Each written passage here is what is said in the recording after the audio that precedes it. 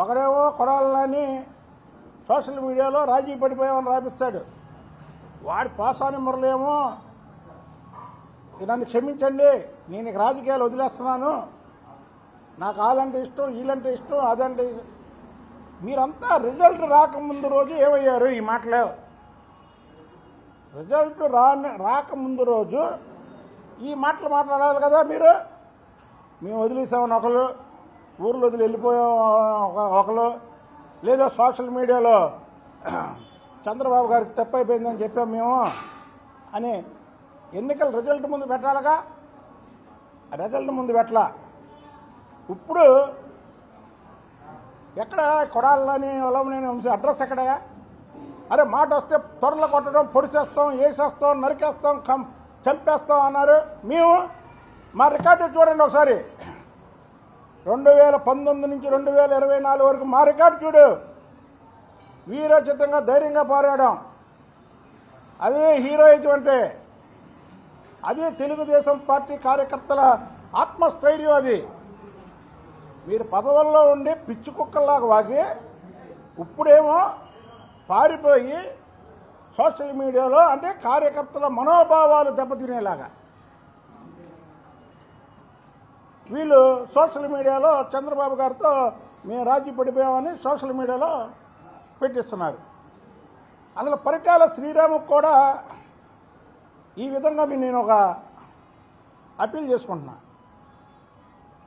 వల్లభనేని వంశీ దగ్గర ఉన్నటువంటి ప్రతి రూపాయి కూడా మీ నాన్నగారిదే, పరిటాల రవి గారిదే. ఏ వ్యాపారం చేశాడా వల్లభనేని వంశీ? ఏమిటే కోట్ల ఆస్తి ఎక్కడి నుంచి వచ్చిందయ్యా?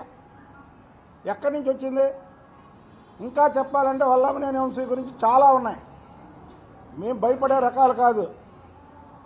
నువ్వేదో ట్రాప్లో వేస్తే ట్రాప్లో పడే రకాలు కాదు. నువ్వేనా మా మీద ఏదైనా చేసే సీన్ కూడా నీకు లేదులే, కానీ దాని గురించి వదిలే. ఇవాళ తప్పుడు ప్రచారాలని అడ్డుకోవాలి. అలాగే పోసాని కృష్ణమురళి నానా బూతులు తిట్టి చంద్రబాబు గారిని, లోకేష్ బాబు గారిని, ఆఖరికి బ్రాహ్మణి గారిని, పవన్ కళ్యాణ్ గారి ఇంట్లో వాళ్ళని అందరినీ తిట్టి ఇవాళ నేను రాజకీయాలు వదిలేస్తున్నాను, నా జీవితంలో మాట్లాడినంటే మేము భారతిరెడ్డి గారిని ఎప్పుడన్నా గారు అంటాం. ఇవాళ కూడా భారతిరెడ్డి గురించి మాట్లాడాలన్నా భారతిరెడ్డి గారు అంటా. నేను మేము అంటాం. మీరు ఇష్టం వచ్చినట్టు మాట్లాడి ఇవాళ మీరు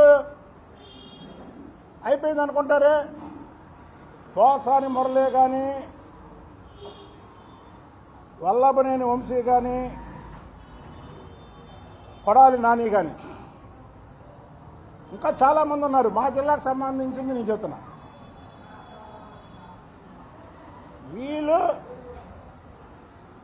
అర్హులు కాదు క్షమాపణకి. అలాగే దేవినేని అవినాష్ పార్టీ ఆఫీస్ పగలగొట్టాడు. వీళ్ళు అర్హులు కాదు.